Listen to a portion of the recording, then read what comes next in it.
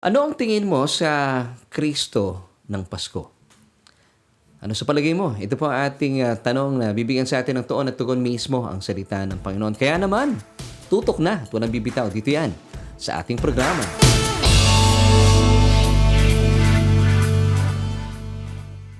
Hello everyone!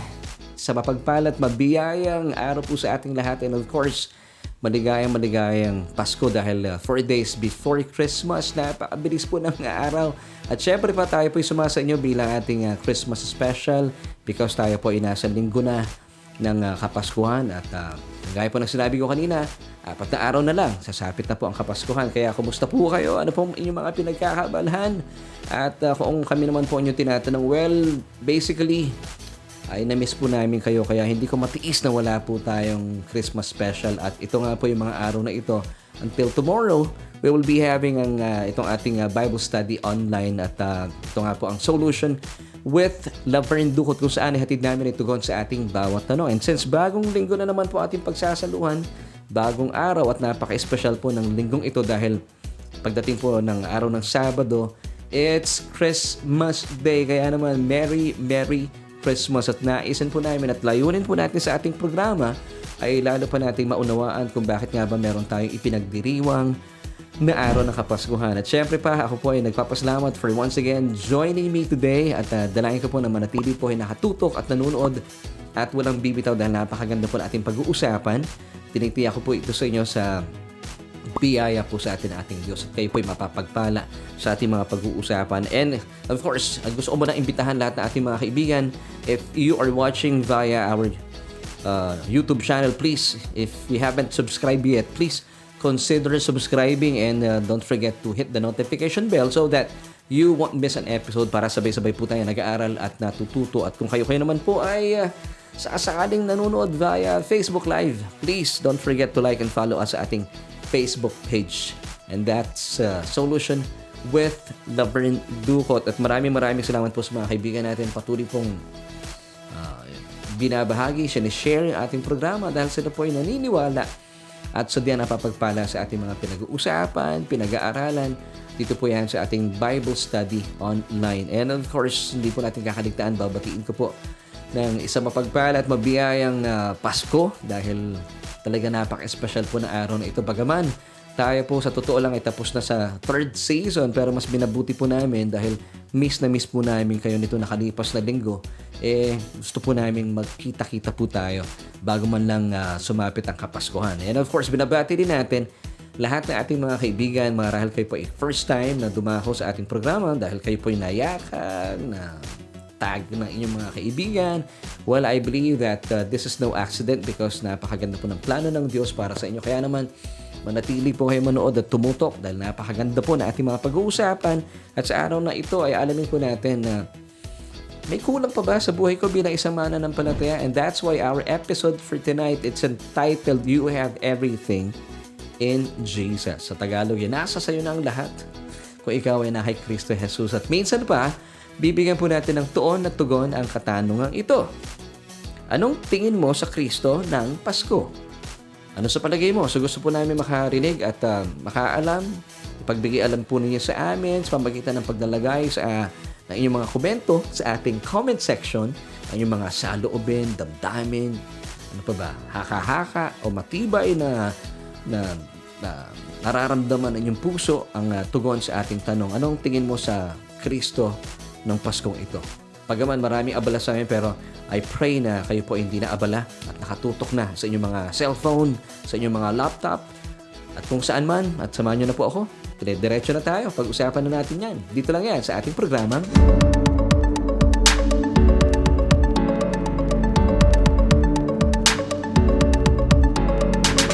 Gaya po ng sinabi ko kanina, ilang tulog na lang. Ay 4 na araw na lang bago sumapat ang Pasko. Kung kayo po'y matutulog pa. Pero kung hindi na kayo matutulog, wala nang tulugan. Magpapasko na. So ito pong mga ganitong panahon ay talaga pong napaka-busy na ng bawat isa po sa atin. Pero para po sa ating mga mananampalataya, ay talaga na makagaya po namin, medyo naging may mga inayos po kami nito nakalipas na linggo. Kaya kung kayo po'y naghahanap po sa amin, ay pansamantala tayo po muna hindi po nagkaroon ng Bible study but nagpaalam naman po ako sa inyo At alam ko, bagaman marami pong kaabalahan ang linggong ito dahil sa darating na Sabado ay sasapit na pong Kapaskuhan, pero may kulang talaga no kapag hindi po tayo nakakapag Bible study, kaya minarapat po namin as our Christmas special magkaroon po tayo ng Bible study pa rin. Of course, happening every Tuesdays and Wednesdays at 7:30 p.m. dito yan sa Solution with Laverne Ducot. At habang kayo po'y abalang marahal sa pamimili, meron ako nababalitaan habang nasa supermarket, nakabukas na yung kanilang mga cellphone, pinapanood po tayo. Well, thank you so much. Habang kayo marahil ay abala sa paghahanap ng mga regalo para sa inyong mga ipamimigay sa inyong mga mahal sa buhay. Well, patuloy niyo po kami sinasamahan and we praise God for that dahil alam kong kulang talaga kapag wala tayong salita ng Panginoon.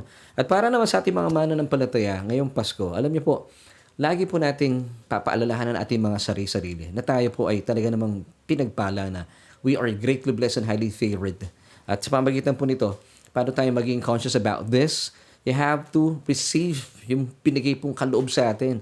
Pinakadakilang handog, pinakadakilang regalo ng Diyos Ama, ang kanyang bugtong na anak na si Jesus. Wow, ito po ay ibinigay na po sa atin ng Diyos, ang ating pangangailangan in the person of His Son, Jesus Himself. Kaya naman talaga sa totoo lang, don't have to go to go shopping anymore for para makabili pa ng iba't ibang mga kinakailangan ninyo nga.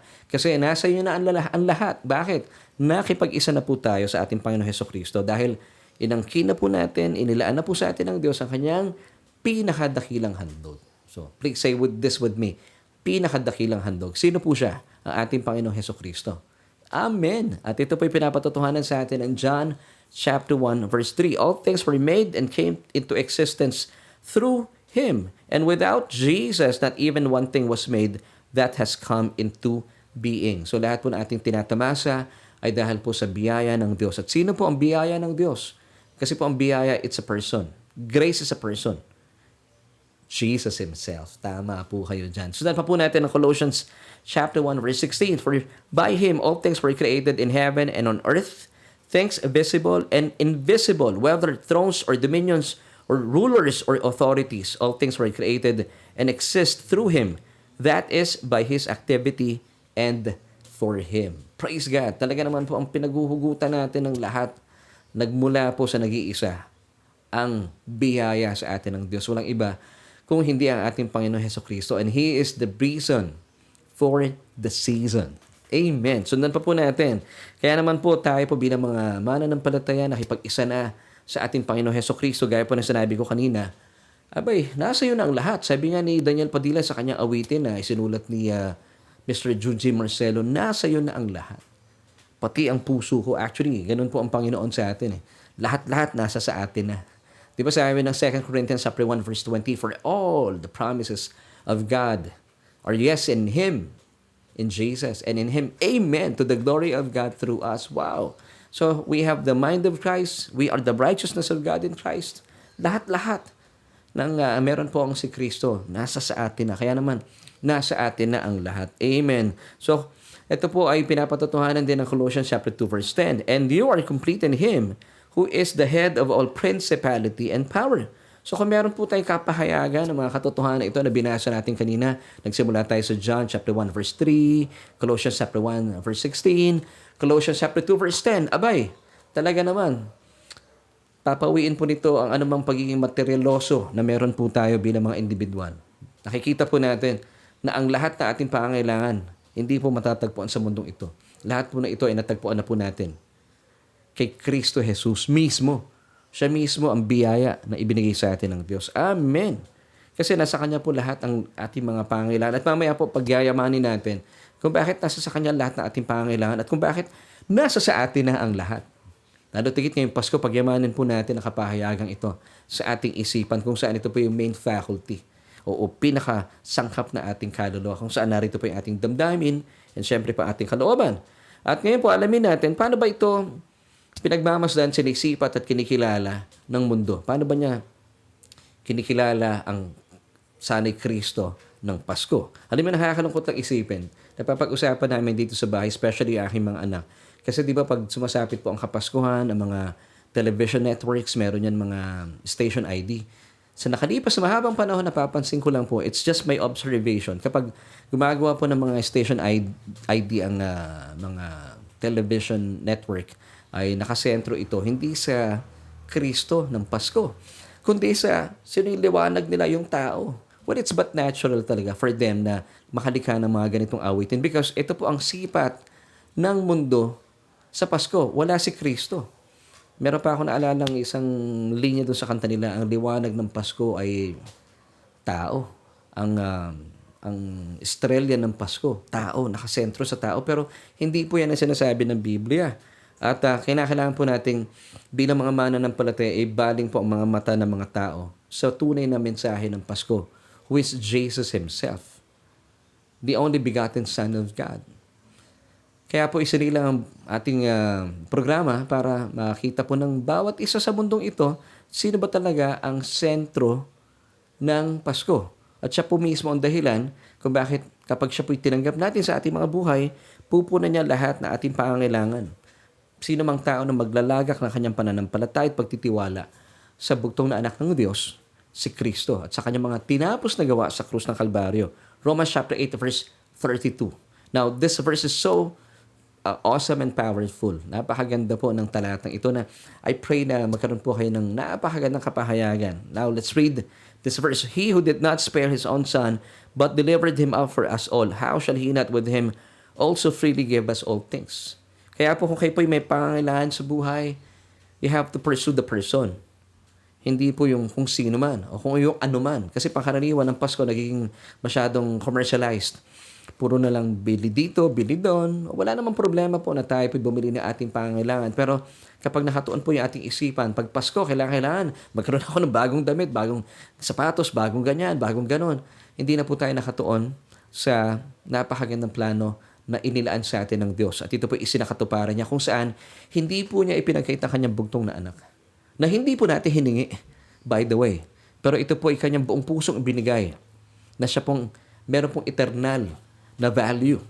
Now, reason with me, kung ibinigay po ng Diyos ang kanyang bugtong na anak, na siyang pinakakinakailangan natin para sa ating kaligtasan, na hindi natin hiningi.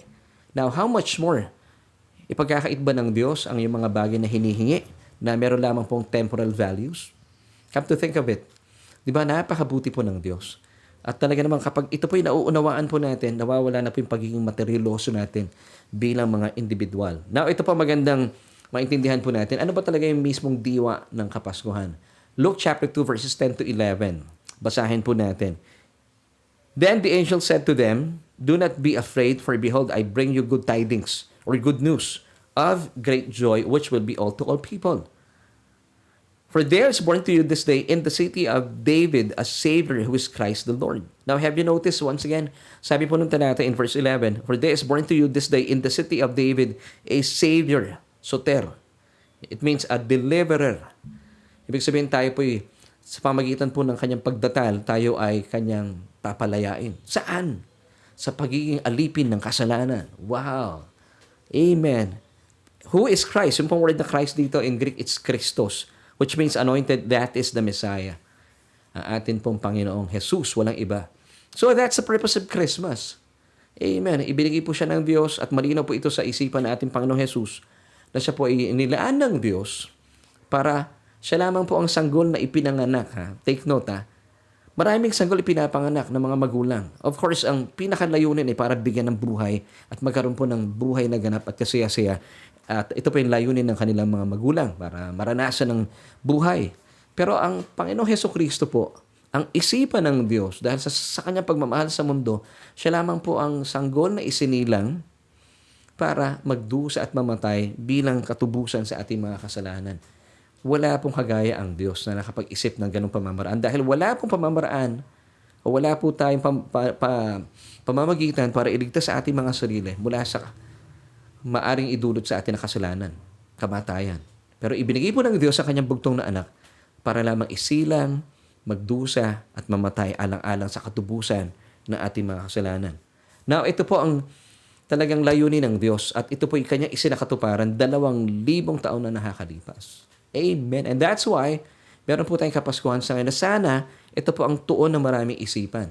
Kung kaya't isinilang po ating programa ang mga simbahan na sana ito po talaga ang binibigyan po ng diin at tuon every time na nagpipreach po si pastor, si bishop, o kung sino man, si evangelist. Kami po mga tinawag ng Diyos bilang mga tagapagpahayag at tagapaglahad ng Ebanghelyo na ating Panginoong Hesukristo. Kaya nga po, Ebanghelyo na ating Panginoong Hesukristo. Because ang purpose po talaga ng Diyos, ibinigay niya kanyang bugtong na anak, ang sanggol, para lamang lumaki, magdusa, mamatay bilang katubusan sa ating mga kasalanan. Grabe talaga ang pag-ibig ng Diyos po sa atin. But the world sees Jesus the opposite. Hindi po ito nakikita ng mundo because ang mundo po ito is under the sway of the evil one, the wicked one, who is Satan himself. So pinipilit po niyang i-pervert yung original na plano ng Diyos. At siya po yung nagtatagumpay. Pero hindi po siya nagtatagumpay. Dahil sa totoo lang, konti na lang po yung oras niya. At tayo po bilang mga mananampalataya, kaya nga po tayo nag-aaral sa ating online Bible study because I believe that every Christian should be a theologian. Kaya sabihin mo sa katabi mo, theologian ka pala. I am a theologian. Kasi po, gagamitin tayo ng Panginoon. Hindi lamang po ako, hindi lamang po yung mga pastor, bilang mga mananampalataya, mas maganda po mag-multiply po tayo. Ipahayag po natin ang tunay na kahulugan ng Pasko. Hindi po ba? Napakaganda kapag natuntun po ng mundo na maraming tao ang tunay na dahilan ng Diyos kung ba't ibinigay niya ang kanyang bugtong na anak. Imposible pong hindi po sila magalak.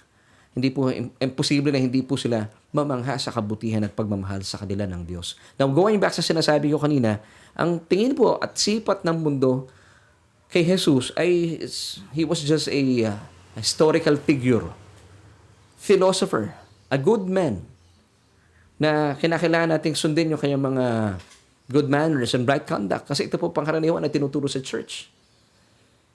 Tingin din po ng tao sa kanya, he lived a good life. He was a Jewish rabbi. Pag sinabing rabbi, teacher. He was good in loving people, his enemies, and of course, God. So ito lamang po ang tingin sa kanila ng relihiyon. He was just a good man with good principles to follow.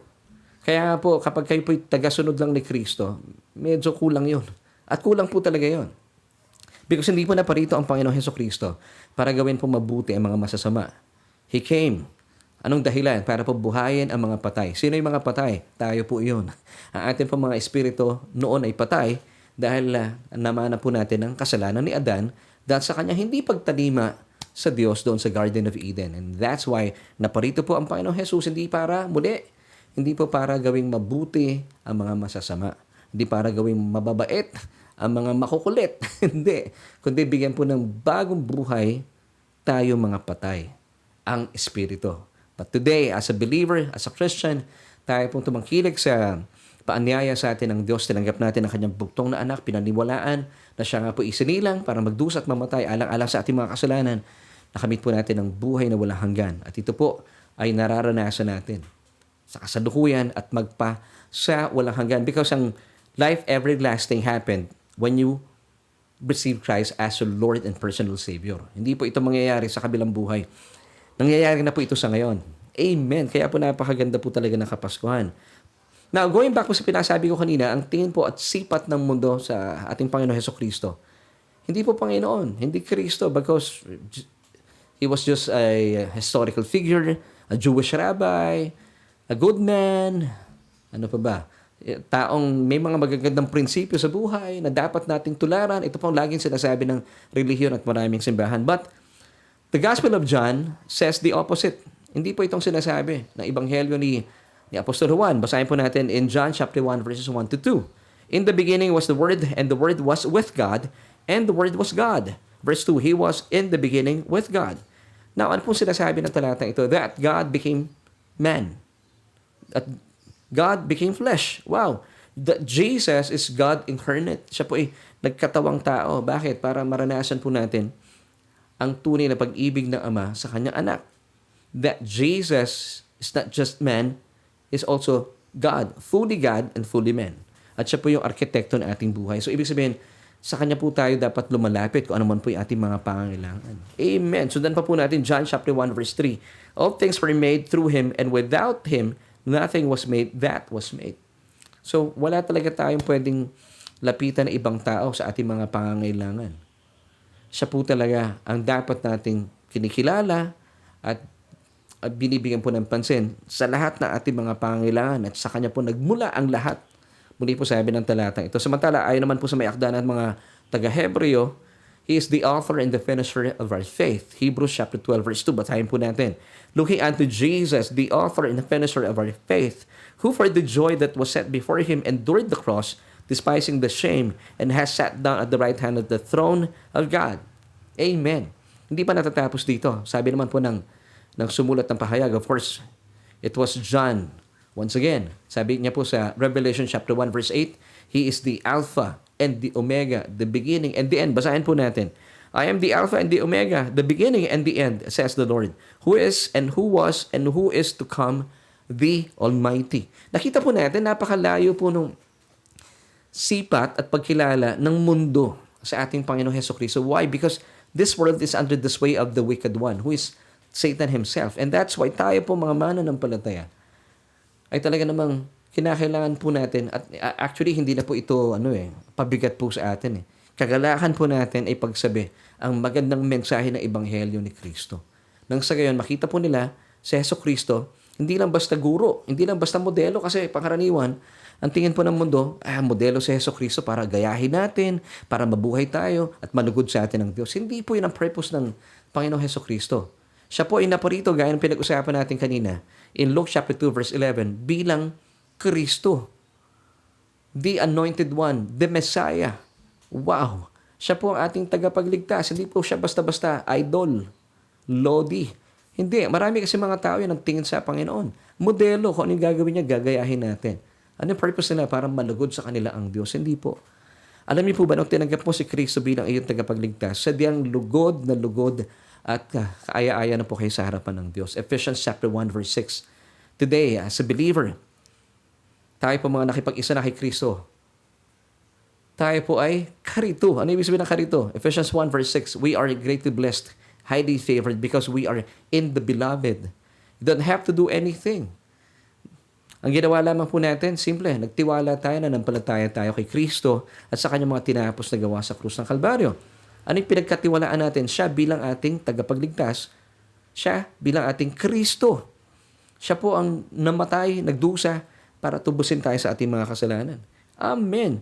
Kaya nga po, siya lang po ang kailangan natin sa lahat ng panahon. At kung kayo po ay nasa Kanya na, talagang masasabi po natin na nasa inyo na ang lahat.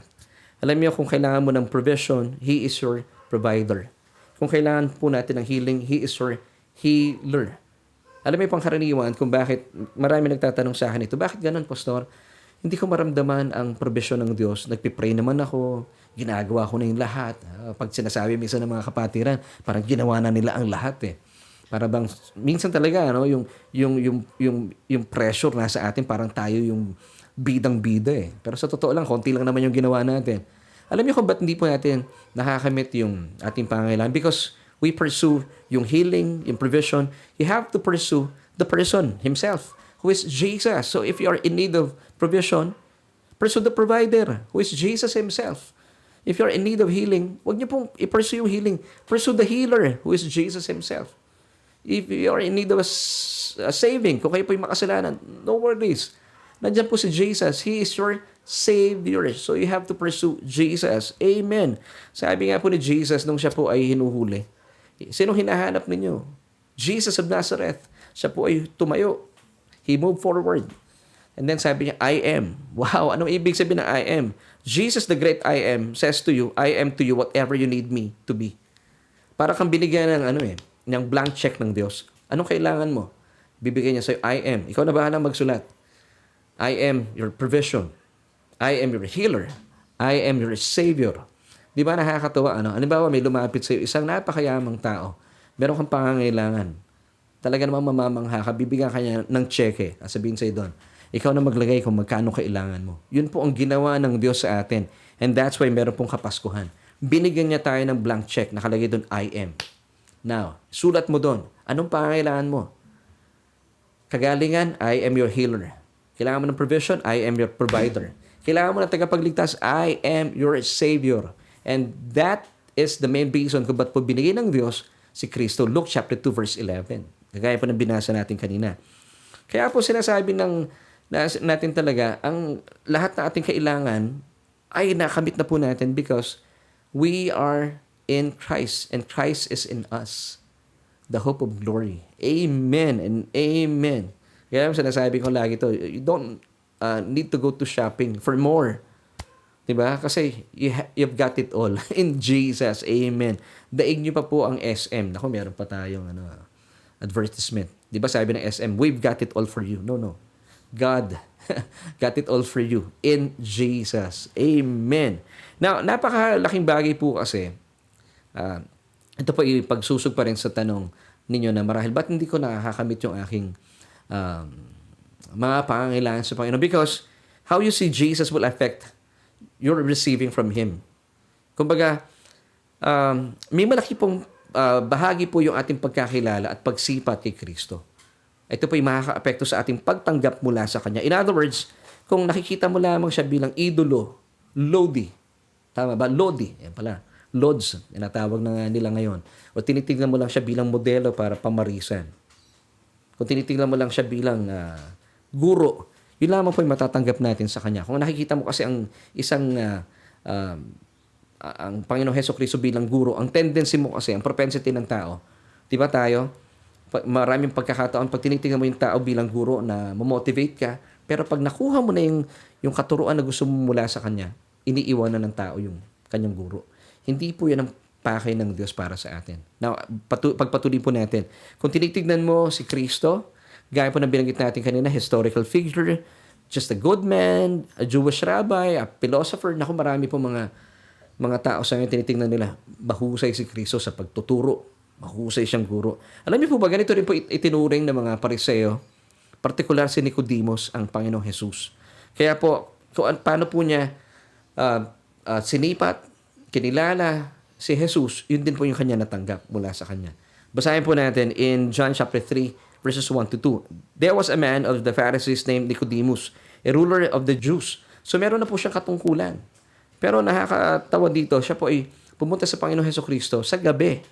Pero pag napanood niyo po yan sa The Passion of the Christ, kung hindi ako nagkakamali, umaga yata. O sa Jesus of Nazareth, umaga. Pero ang tamang account po gabi kasi ayaw po niyang makita siya ng mga kapwa niya, mga Pariseo. So, marami siyang tanong. Ngayon, ano po yung pagkakilala niya at pagsipat niya kay Jesus? Basahin po natin in verse 2 this time. This man, Nicodemus, came to Jesus by night and said to him, Rabbi. So, tinitingnan niya lamang at kinikilala niya si Jesucristo bilang Rabbi or teacher. We know that you are a teacher. Hindi na, ha?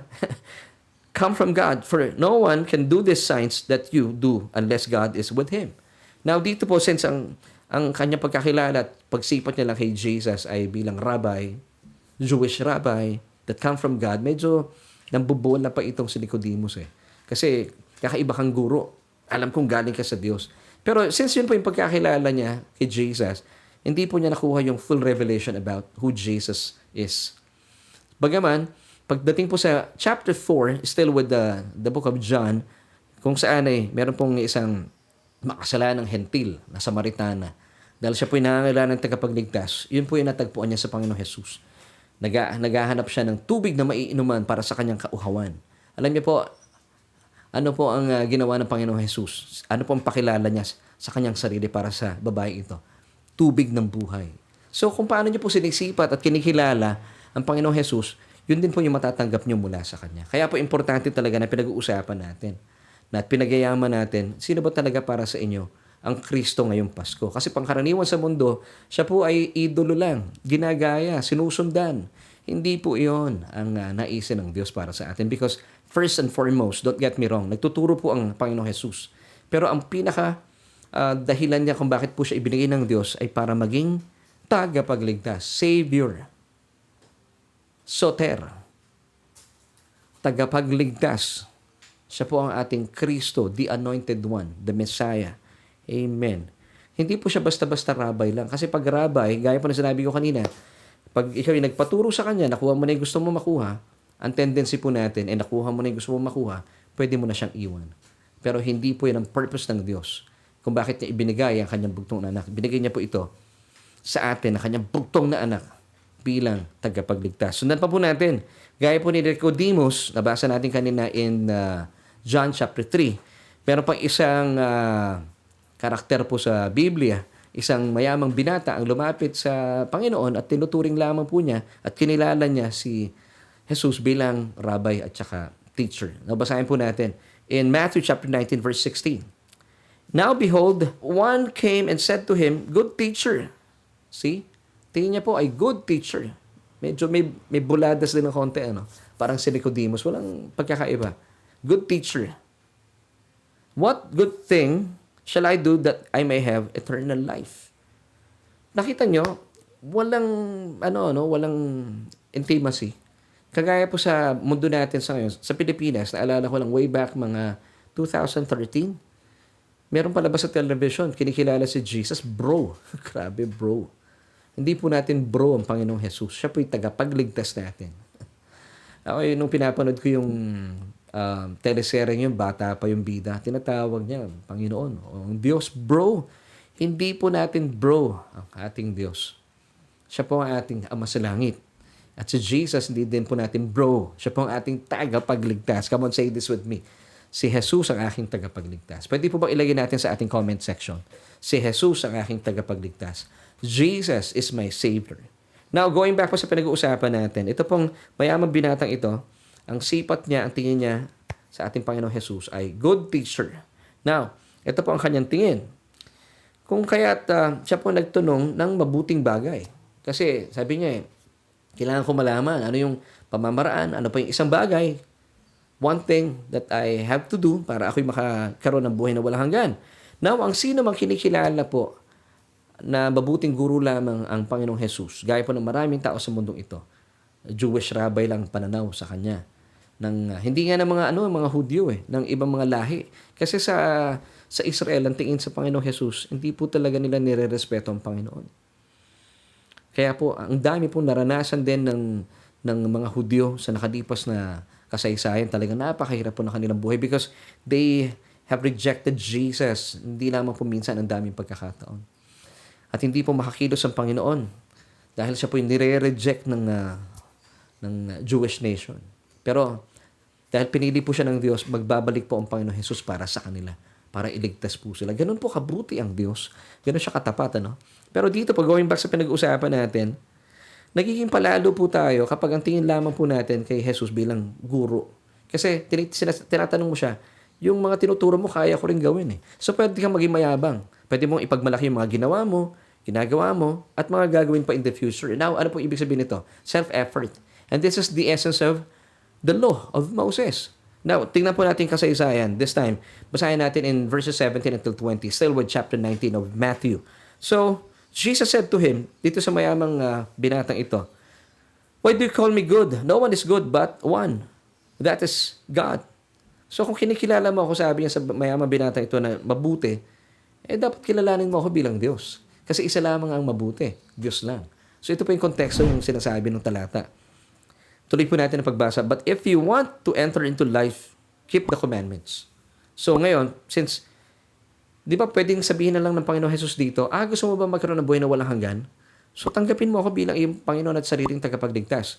Gaya po ng sinabi ko kanina, kung paano niyo po siya sinisipat at kinikilala, yun din po matatanggap niyo mula sa Kanya. Now, going back po sa kaninang binasa natin, mag-urong po tayo sa Matthew chapter 19 verse 16. Sabi po ng mayamang binata dito, once again, Now behold, one came and said to him, Good teacher, what good thing shall I do that I may have eternal life? Yun pong emphasis dito, what good thing shall I do? So talaga nasa self-effort po siya. And that's why, sinagot siya ng Panginoon. You fulfill the commandments. You fulfill the 10 commandments. So kung gusto mo makarating sa langit, gawin mo ang 10 commandments. Now, ano pong sagot ng mayamang binatang ito? Which ones? Yabang, di ba? Alin doon? 10 yun eh. Parang sinabi niya sa Panginoon siguro, no? Lord, 10 yun eh. Ay, Lord, hindi. Teacher, good teacher, 10 yun eh. Alin doon? Grabe, ang yabang, no? Pag tayo po'y talaga naman nagbo-boast sa ating kakayahan, masyado tayong self-centered, self-occupied, gaya pa ng binatang mayamang ito. Dahil alam niya, mayaman siya eh. Talaga namang sabi niya, 10 yun eh. Alin doon? Now, Jesus said, let's read verse 18 this time. You shall not murder, you shall not commit adultery, you shall not steal, you shall not bear false witness. Verse 19, honor your father and your mother, and you shall love your neighbor as yourself. Now, verse 20, Ito po yung tugon ng young man. All these things I have kept from my youth. What do I still lack? Lahat na ito ay sa katuparan ko na, noong aking pangkabataan. So medyo may edad na siguro to, no? Hindi naman may edad, but young man eh. Siguro nasa early 20s. So sabi niya, lahat ng ito ay nagawa ko na. So ano pa yung kulang? Nakita niyo na po, oozing with confidence talaga. Punong-puno ng kayabangan at pagiging palalo itong binatang ito. Pero ito po masakit na katotohanan, no? Bagaman, pinapronta niya yung kanyang mga nagawa. Binigay kasi ng Panginoon sa kanyang kautusan because ang kanya pong pakay, ano ba yung dapat kong gawin? So, kung kayo po, sinasabi niyo sa Diyos, Lord, ano pang kailangan kong gawin? Ay ibibigay sa inyo ang kautusan. Pero kapag sinasabi niyo, Lord, wala akong kalakasan, wala akong kakayahan, ibibigay niya sa iyo ang biyaya niya. Because grace is attracted to our weaknesses. Kasi po, ang lakas ng Diyos, God's strength is made perfect in our weaknesses. Kaya po tayo nagtatagumpay sa buhay. Now, tingnan niyo po yung kwento ng batang ito, nung kabataang ito. Hindi po siya talagang nagtagumpay sa buhay. Bagaman, pinagmamalaki niya po yung kanyang mga ginagawa at mga gagawin pa. Kasi sinasabi niya sa Panginoon, ba't yung gagawin pa? What things, ano pa yung kinakailangan kong gawin? Ano pa yung kulang ko? So, pinasabi niya sa Panginoon, kaya ko yan, sabihin mo lang. Kaya ko yan.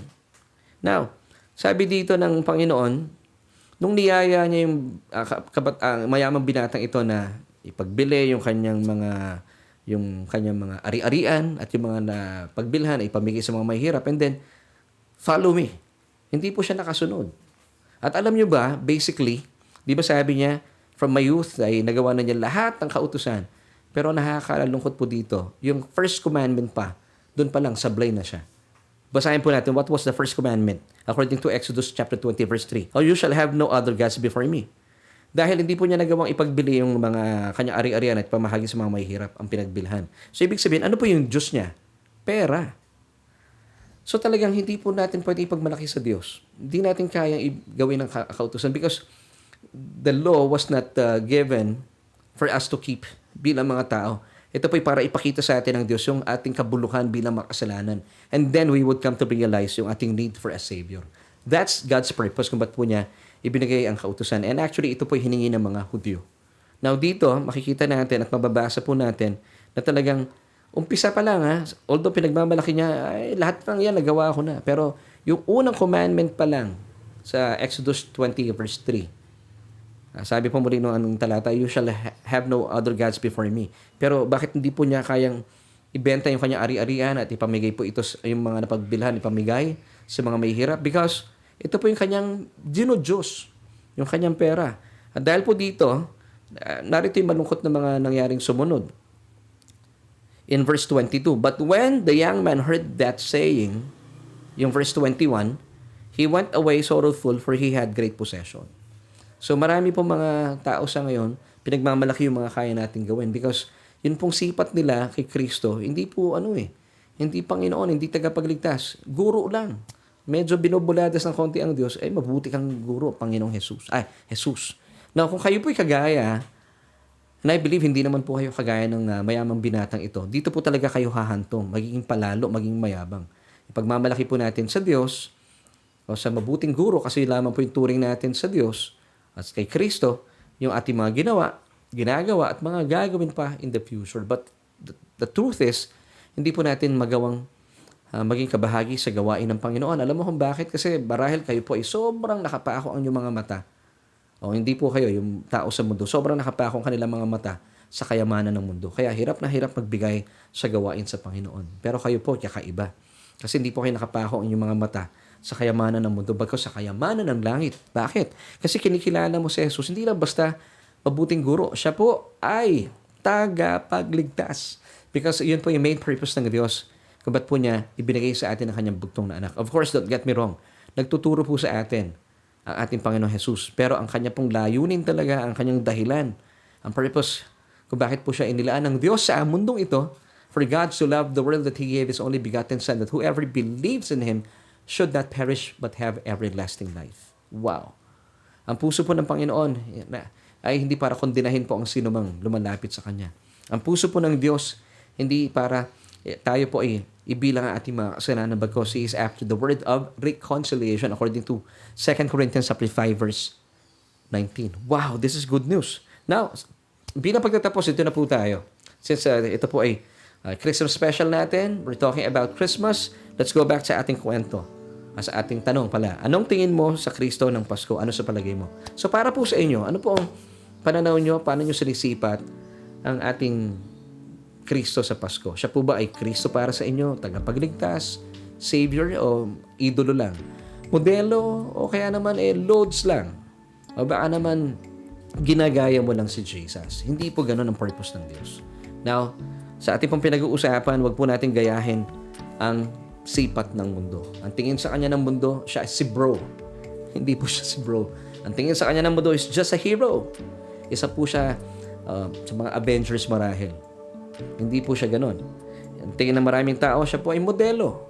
Hindi rin po siya ganun. Tingin sa kanya ng tao, ng mundo, teacher. Kasi ito po ang tendency.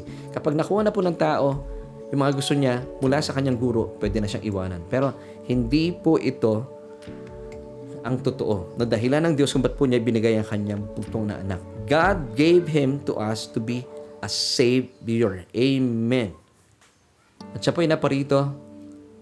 Siya lamang po ang sanggol na isinilang para magdusa at mamatay para sa katubusan ng ating mga kasalanan. Luke chapter 2 verse 11. 2 verses and then we'll end. For there is born to you this day in the city of David a Savior, who is Christ the Lord. Kaya umasa ka na lahat ng kailangan mo ay pawang nasa Kanya lamang. Once again, He is the great I am. Kung ano man po ang inyong pangangailangan. Kung meron kayong pangangailangan, nakalagay po, He's now giving you a check. Nakalagay doon, I am. Ano pong kailangan mo sa Kanya? Kailangan mo ng kagalingan? I am your healer. Amen. Kailangan mo ng provision? I am your provider. Kailangan mo ng saving, salvation, as a sinner? I am, sabi ni Jesus, your Savior. Because ito po ang layunin ng Diyos kung ba't niya ibinigay sa atin ang kanyang bugtong na anak para sa ating katubusan at para sa ating kaligtasan. Kaya umasa po tayo na talaga namang masasabi natin, nasa sa akin na ang lahat. 2 Peter chapter 1 verse 3 tells us, as His divine power has given to us all things that pertain to life and godliness through the knowledge of Him who called us by glory and virtue. Amen and amen. Maraming salamat po for joining me sa ating Christmas special ng Solution with Laverne Ducot. At dalayan ko po kayo po ay napagpala at na talaga namang nagbigay po ng kagalahan sa inyo ang katotohanan ito. At dalayan ko po na from now on, sa mga kaibigan po natin, marahil kayo po ay first time na napadako sa ating programa. From now on, magkaroon po tayo ng pagpapalit ng isipan. Tinatawag na metanoia. So wikang English ay repentance, changing of mind. Nagkakaroon na po tayo ng pagbabago ng isipan. Akala natin dati si Kristo ay nagsisilbing modelo para gayahin. Hindi po, siya po ay Kristo, tagapagligtas. God gave us His Son to be our Savior. Ngayon kaibigan, kung kayo po ay napagpala sa ating pinag-uusapan at gusto mong tanggapin si Kristo bilang iyong tagapagligtas, naku, sobrang tuwang-tuwa po ang Diyos kasi ito po talaga ang naisin niya. At ito rin po ang dahilan kung ba't po kami nagpapahayag, kung ba't po isinilang ang Solution with Laverne Ducot para ipaalam po sa inyo ang tunay na kahulugan ng Kapaskuhan dahil po kay Kristo. So kung kayo po ay gusto po magkaroon ng relasyon sa bugtong na anak ng Diyos, sobrang tuwang-tuwa po ang Diyos talaga. At all you have to do, sabi po Romans 10 verse 9, that if we confess with our mouth the Lord Jesus Christ and believe in our hearts that He was raised from the dead, you shall be saved. So anong gagawin ko, Pastor? Simple lamang po. Pray this prayer with me. Buksan po ninyo ang inyong mga bibig. Dapat may salita, ha? Kasi po talaga naman pagsang-ayon po ito sa paanyaya sa inyo ng Diyos. At ang panalangin po natin ay magmumula sa ating mga puso. So kung di pa po kayo saray, sabayan niyo po ako, magpipray ako. Kung ano man po yung panalangin na aking binibigkas, bigkasin niyo po na nagmumula sa inyong puso. Pwede po ba yun? Sige po, let's pray. Sabihin mo to, kaibigan. O Diyos, kinikilala ko na ako'y walang kakayahan. Hiwalay kay Kristo Jesus. Kaya naman kinikilala ko aking sarili bilang isang makasalanan at nangangailangan ng isang tagapagligtas. Simula po sa oras na ito, tinatanggap kita Jesus bilang aking Panginoon at tagapagligtas na aking buhay. Dahil naniniwala ako na doon sa krus ng Kalbaryo, pinatawad mo ng lahat ang kasalanan ko. Inaangking ko po, O Diyos, ang iyong kaloob na buhay na walang hanggan at salamat po na tiyak na nakasulat ang pangalan ko sa aklat ng buhay. Amen at amen. Kung kayo po ay sumunod sa panalangin ito na nagmumula sa inyong mga puso, manampalataya po kayo kayo po ay tiyak na ligtas na. At samahan po kami every Tuesdays and Wednesdays sa atin pong programa. Nang sa gayon, mapagyaman pa po tayo sa nananaga na kapahayagan ng Ebanghelyo ng ating Panginoong Hesukristo. And this time, gusto kong kausapin, ikaw marahil ay namamangha sa ating mga pinag-usapan, natagpuan mo yung sarili na nakangiti ka ngayon na nabuksan na ating isipan. Hindi pala modelo lamang si Kristo na sundan. Hindi po. Tayo po'y mga anak ng Diyos. Naparito po ang kanyang bugtong na anak para tayo po'y sagipin at iligtas mula sa kasalanan. At nung tayo po'y naglagak na ating pananampalataya sa Kanya, ay patuloy po tayong nililigtas na Panginoon araw-araw. At tayo po ay talaga namang kaaya-aya na at katanggap-tanggap at kalugod-lugod sa harapan ng Diyos dahil po kay Kristo at sa kanyang mga tinapos na gawa sa krus ng Kalbaryo. Gusto ko po kayong anyayahan na ipanalangin at samahan dahil alam ko pong nag-uumapaw ang inyong puso dahil nagkaroon po ng bagong kulay at bagong kaunawaan na ang tunay na halaga po at na nagkakaroon po tayo ng tunay na pagkakilala sa Kristo ng Pasko, ang ating Panginoong Jesus. So let's pray. Gusto ko po kayo ipag-pray. Samahan niyo po ako. Aming Diyos at Amang makapangyarihan sa lahat. Salamat po sa kapatid na ito, sa kaibigang ito na aming kasama as we celebrate this Christmas ngayong 2021.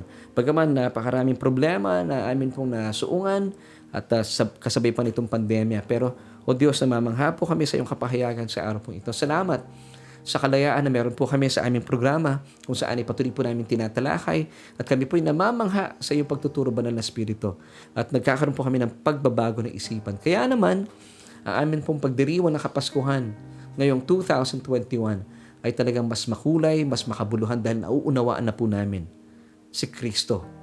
Kung bakit po inilaan mo sa amin at kung bakit meron pong Pasko. Salamat, inilaan mo siya sa amin, O Diyos, aming Ama, bilang aming tagapagligtas. At dahil dito, ipagdiriwang po namin ang Kapaskuhang ito ng buong kagalahan, buong pagsasaya, buong kapahingahan at kapayapaan. Dahil sa mga katotohanan ito. Salamat sa iyo, O Diyos, at anuman pong mga pangailangan na aming mga kaibigan, mga kapatid sa oras pong ito, ay inyo na pong inabot at binigyan ng katugunan. Ito po aming panalangin at pagpupuri sa matamis sa pangalan ng aming Panginoong Jesus. Lahat po tayo magsabi ng Amen at Amen.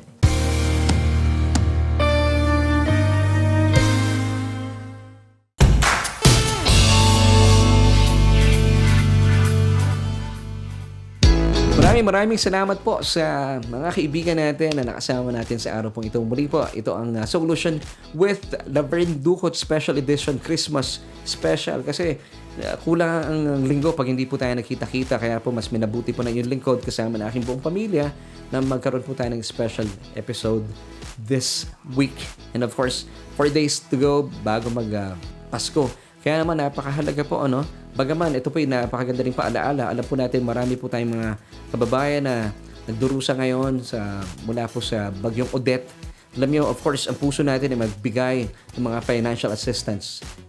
Go on. Ipagpatuloy po natin yan. Kung meron po kayong kakayahan at ang puso po ninyo ay kahit pa isa-isa lang, malaking bagay po ito na makakatulong po sa ating mga kababayan para sila po ay makabangon mula sa pananalasa ng bagyong ito. Pero ang pinaka-importante pa rin, makilala po nila ang kanilang provider, ang kanilang healer, ang kanilang savior. Walang iba kundi ating Panginoong Jesus. Naalala ko lang na ang Panginoong Jesus po, siya po ay ang berbo ng Diyos, salita. Hindi po siya pera ng Diyos. So, ibig sabihin, ang kinakailangan talaga ng tao, hindi po pera. Pera po gagamitin lang natin yung tool as a tool. Pero ang kailangan po natin, ang pinakakailangan natin, ang salita. Sino po ang salita? Siya po mismo, ang ating Panginoong Hesukristo.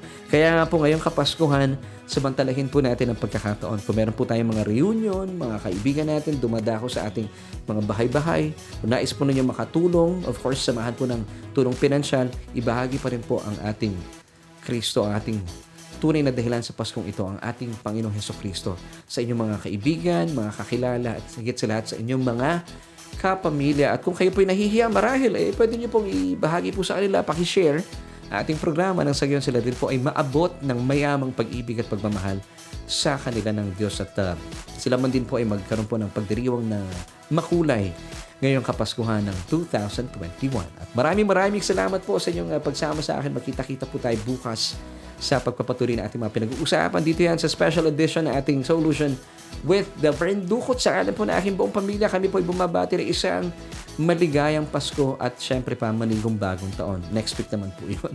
At samahan po kami bukas at bilang pagtatapos na itong iwan sa inyo ang 3 John chapter 1 verse 2. Beloved, ikaw yan, I wish above all things that you may prosper and be in health even as your soul prospers. Bye!